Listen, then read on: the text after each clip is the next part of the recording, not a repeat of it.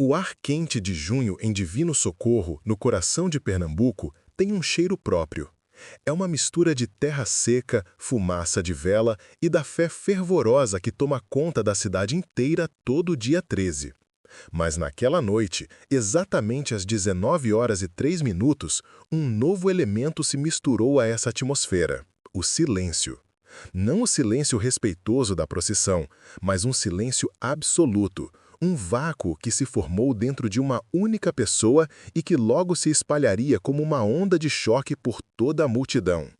Miriam Lins conhecia o poder da palavra. Sua voz era sua identidade, uma ferramenta forjada no fogo dos cultos de rua, capaz de fazer tremer os alicerces da dúvida. Era uma voz de trovão que ecoava pelos becos de Divino Socorro, denunciando o que ela chamava de a parada da idolatria.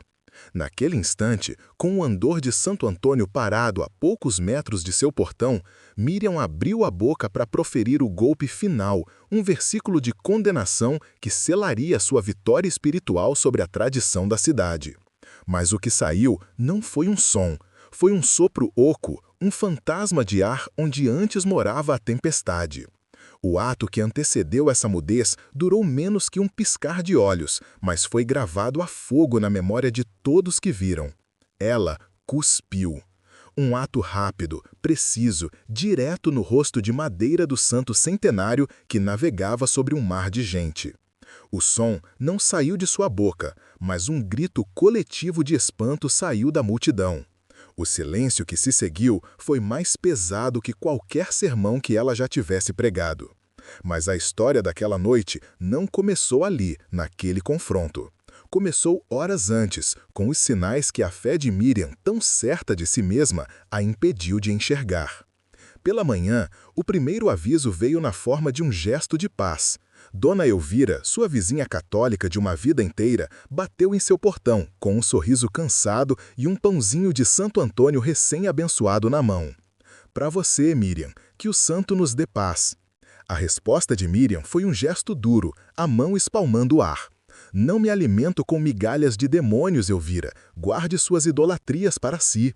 A vizinha se foi em silêncio, o pão ainda quente na mão, deixando para trás uma fronteira invisível, agora claramente demarcada. O segundo sinal foi mais sutil e, por isso mesmo, mais perturbador. Já era meio da tarde. Miriam estava em sua sala, com a Bíblia aberta sobre a mesa, afiando os versículos que usaria como flechas contra a procissão.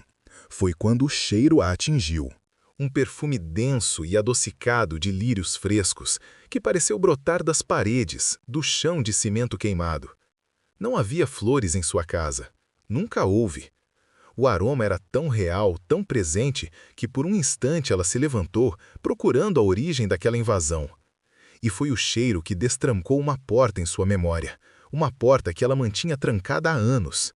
De repente, ela não estava mais em sua sala, estava no quartinho dos fundos da casa de sua avó, já falecida. Via as mãos enrugadas da velha senhora passando as contas de um terço gasto, os lábios murmurando uma reza que ela nunca entendeu. E diante da avó, sobre uma toalhinha de crochê, dentro de uma caixa de sapatos, havia uma imagem minúscula e antiga daquele mesmo santo. A lembrança a atingiu como uma traição. A raiva subiu, quente, e ela sacudiu a cabeça, expulsando a imagem de sua mente como se fosse uma tentação do inimigo. Aquele santo não tinha poder sobre ela. Aquelas memórias não significavam nada. A tensão na cidade crescia com o passar das horas. Era como se dois mundos, o da fé de Miriam e o da tradição de Divino Socorro, estivessem em rota de colisão, e o ponto de impacto seria exatamente a porta da casa dela. Quando a noite caiu e os primeiros fogos de artifício anunciaram o início da procissão, Miriam sentiu uma convicção que beirava o martírio. Ela não estava atacando pessoas, estava, em sua mente, libertando-as. E então, o momento chegou. A música da banda, os cânticos, as orações, tudo parou quando o andor iluminado por dezenas de velas alcançou seu portão. A multidão, como se pressentisse o que estava por vir, abriu um corredor para ela. Ninguém disse uma palavra. Miriam Lins caminhou por aquele corredor de silêncio e olhares, subiu os 2 degraus de madeira do andor e se postou diante da imagem. O rosto pintado do santo parecia encará-la com uma serenidade milenar. Foi nesse momento que ela executou seu ato de profanação. O choque no rosto das pessoas foi imediato, um mosaico de dor e incredulidade.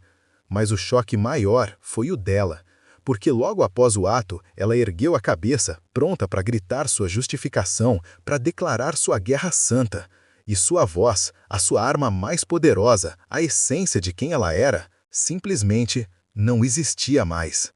O pânico subiu por sua garganta, um grito silencioso que não encontrou saída. Ela levou a mão ao pescoço como se pudesse arrancar a voz de volta à força. Seus olhos, arregalados, buscaram rostos na multidão, mas o que encontrou não foi zombaria, e sim um espanto reverencial, um medo que espelhava o seu. Alguém, um dos homens que carregava o andor, a ajudou a descer, tocando seu braço com uma delicadeza que parecia temerária. A procissão, antes paralisada, recomeçou seu caminho lentamente, mas a atmosfera havia mudado para sempre. A festa se transformara em velório, e o corpo presente era a voz de Miriam Lins. Nos dias que se seguiram, o silêncio que nasceu em sua garganta se alastrou e contaminou sua casa. O telefone não tocava, as visitas cessaram. Sua identidade, construída sobre o pilar da palavra falada, ruiu como um templo em um terremoto. Ela, que lia a Bíblia em voz alta por horas, agora apenas folheava as páginas, as promessas e os mandamentos se tornando um emaranhado de letras mudas. Tentar se comunicar era uma tortura. Um caderno e uma caneta se tornaram seus novos e frustrantes companheiros. As palavras que antes fluíam como um rio, agora saíam tortas, lentas, insuficientes para conter a tempestade dentro dela. A busca por uma resposta lógica começou na semana seguinte, em um consultório na capital, Recife.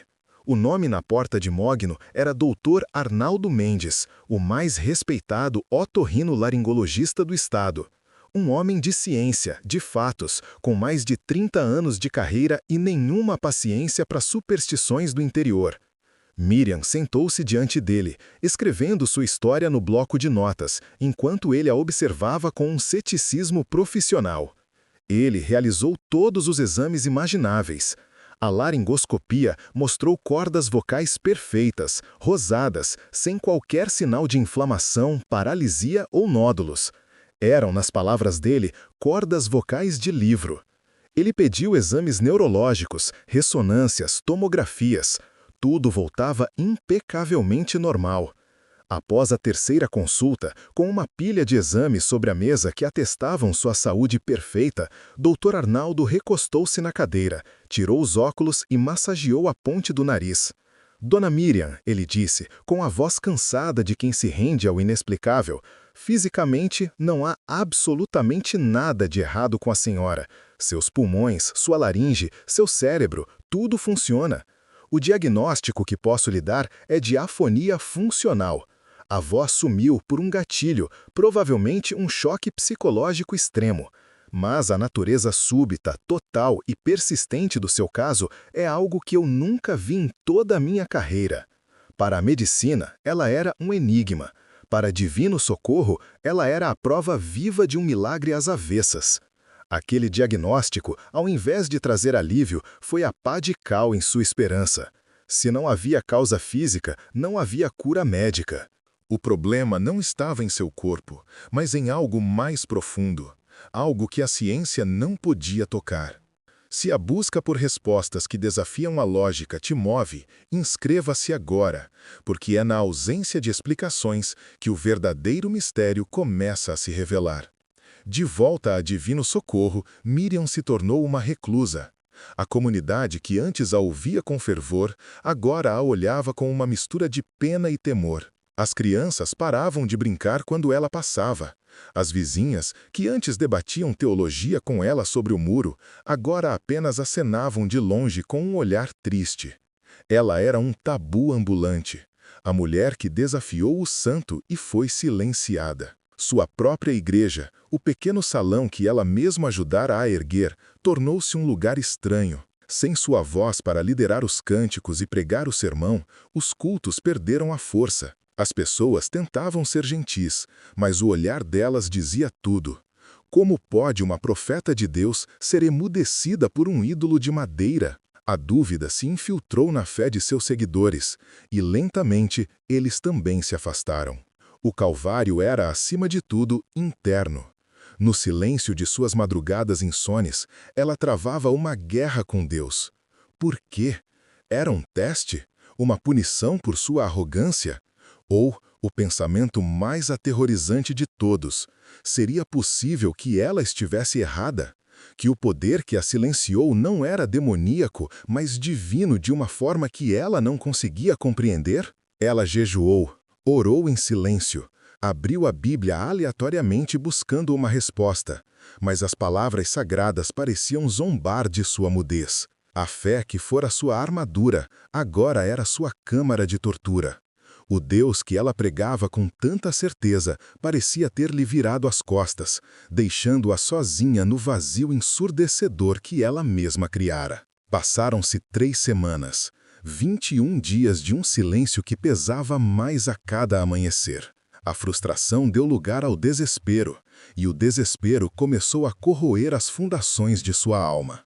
Ela estava no fundo do poço, um lugar onde a teologia não oferece mais respostas, onde as certezas se desfazem em pó. Era uma daquelas madrugadas pegajosas de Pernambuco, quando nem o vento parece ter força para se mover. E foi nesse estado de desolação absoluta, de rendição total, que ela se levantou da cama, movida não por um plano, mas por um impulso, uma memória distante que arranhava a superfície de sua consciência. Seus pés a levaram até o armário velho no canto do quarto, o mesmo onde sua avó guardava seus poucos tesouros. Sua mão tremeu ao tocar a madeira empoeirada. Ela não sabia o que estava procurando, mas sentia que precisava encontrar. Seus dedos, cobertos por uma fina camada de poeira, vasculharam o fundo escuro do armário. Passaram por lençóis amarelados pelo tempo, por um álbum de fotos que ela não abria há décadas, até que tocaram um papelão envelhecido, frágil. A caixa de sapatos, a mesma da lembrança. Ela a puxou para fora com um cuidado que não sabia que ainda possuía. O peso era quase insignificante, mas em suas mãos parecia conter a densidade de uma vida inteira.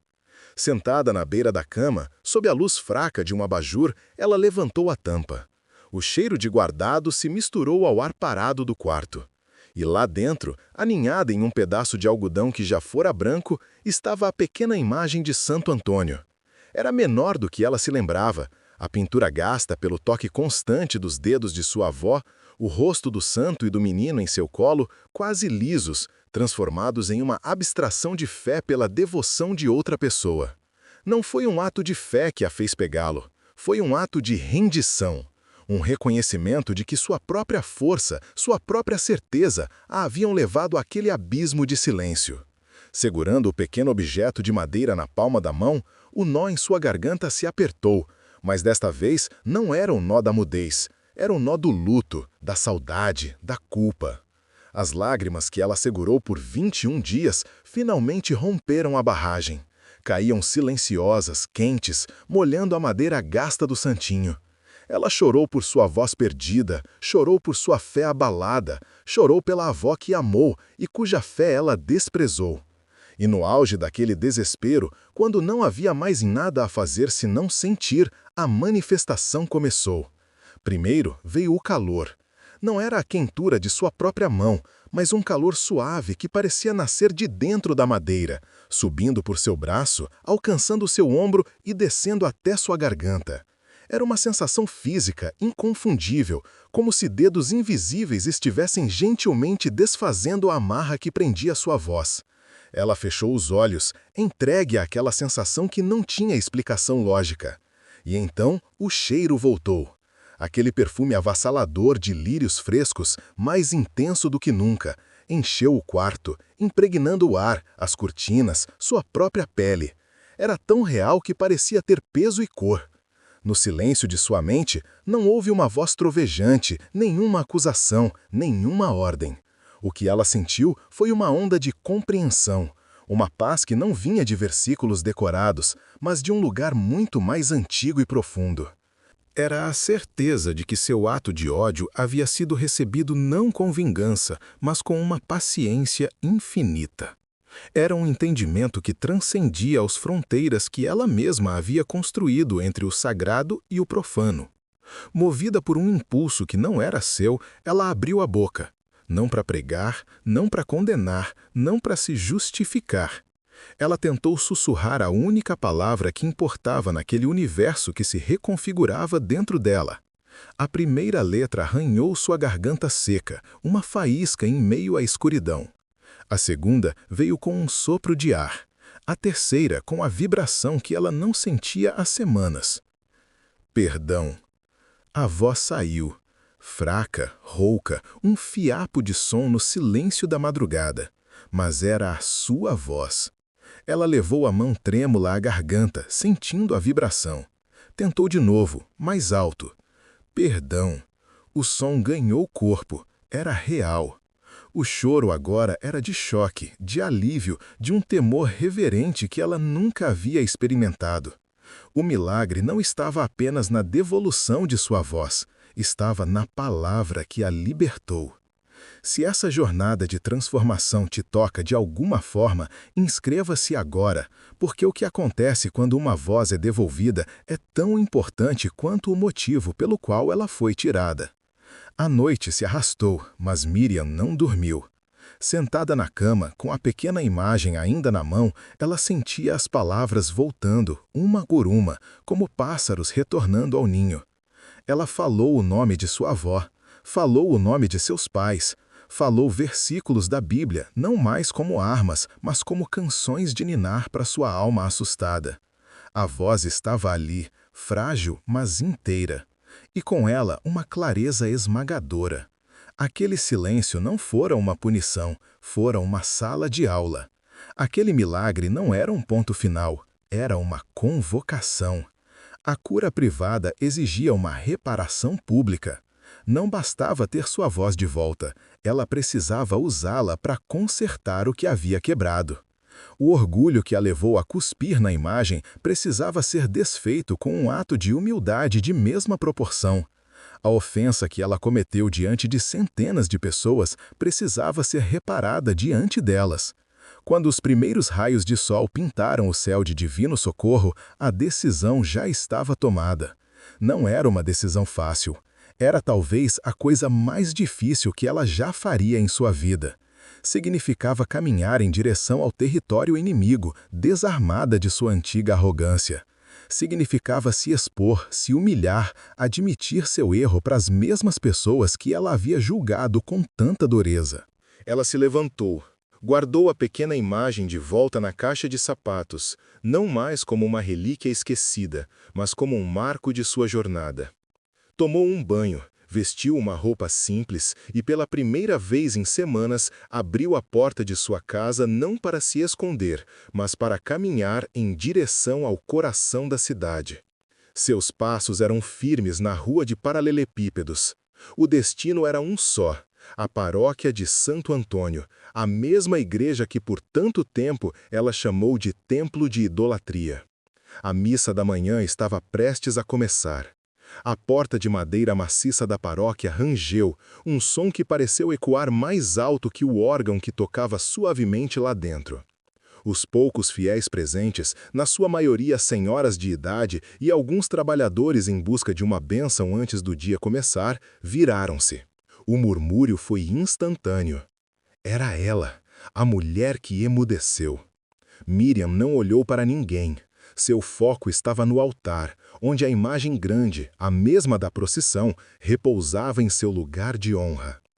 Ela não interrompeu a cerimônia. Escolheu um banco no fundo e esperou, sentindo o peso de cada olhar sobre si. Ao final da missa, quando o padre Francisco deu a bênção final, um silêncio expectante tomou conta do pequeno templo. Foi então que Miriam se levantou e caminhou pelo corredor central. Cada passo era uma eternidade. Ela parou diante do altar, encarou a imagem que ofendera e, para o espanto de todos, ajoelhou-se no chão de ladrilho frio. Com a voz ainda trêmula, mas inconfundivelmente clara, ela começou a falar. Não foi um testemunho de conversão, nem uma renúncia à sua própria fé. Foi um pedido público de perdão. Ela contou sua história, a do ódio que a cegou, da arrogância que a impulsionou e do silêncio que a ensinou. Eu não peço que aceitem minha fé, sua voz ecoou na acústica da igreja. Peço apenas que perdoem minha ofensa. O ódio que eu demonstrei não vem de Deus.